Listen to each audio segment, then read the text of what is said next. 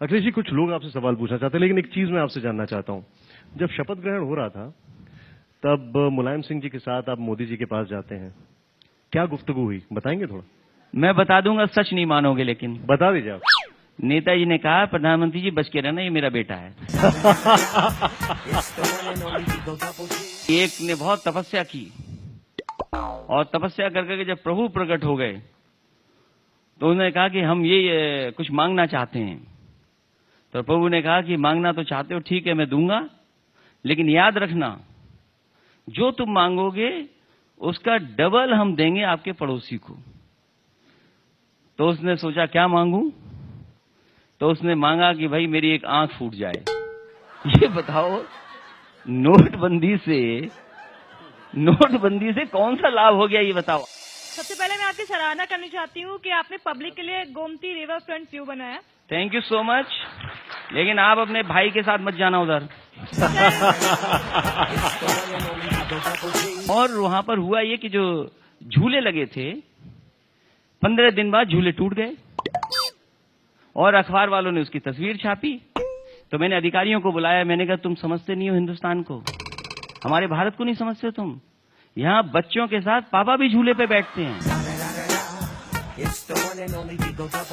इस लखनऊ में यदि आप 15 या 20 फ्लाईओवर बनवा देते सड़कों के ऊपर, जिससे कि वाहनों की रफ्तार लगातार बिना रुके निकलती रहती, तो क्या वो ज्यादा अच्छा नहीं था जनहित में? आपको ट्रैफिक की चिंता है, आपको एक काम करना चाहिए, आज ही साइकिल खरीद लो एक, और निकल जाइए साइकिल ट्रैक पर, कोई जाम में नहीं फंसोगे आप। और कहीं जाम लगे तो ऊपर उठा लेना साइकिल, निकल जाना वहां से। इनको जो गौ रक्षक और जो हिंदू वाहिनी के लोग हैं, इन्हें दिल्ली में जाना चाहिए, और बीजेपी के लोगों ने भी ऐसी शादी की, उन पर भी हमला करना चाहिए। क्यों नहीं कर रहे हमला उन पर? और फिर आप लोग बंबई में फिल्म बना रहे हो। मैंने एक कम उम्र के नौजवान से पूछा कि ये बताओ, नई फिल्म कौन सी आ रही जो तुम देखोगे? उसने कहा कि जो नई फिल्म आ रही है उसका नाम है हाफ गर्लफ्रेंड, मैं इंतजार कर रहा हूं। मैं समझता हूं देश को नई दिशा की जरूरत है और नई लीडरशिप की जरूरत है। सीमा तक अभी नहीं पहुंचा हूं मैं, सीमा की बात तो बाद में हो जाएगी। वो सवाल ही नहीं पूछा आपने, आप मेरे घर पे पूछते रहे, आपने सीमा का सवाल ही नहीं पूछा। इस बार हमारा ग्लू काम नहीं किया, जो फेविकॉल है वो जनता को समझ में नहीं आया, पसंद नहीं आया। बीजेपी का जो ग्लू था, बीजेपी का जो फेविकॉल था, धर्म का, राष्ट्रवाद का, वो समझ में आ गया उनको। अच्छा, ये जो मैंने बोल दिया है, अब मैं बहुतों का दुश्मन बन गया हूं, राहुल जी, याद रखना।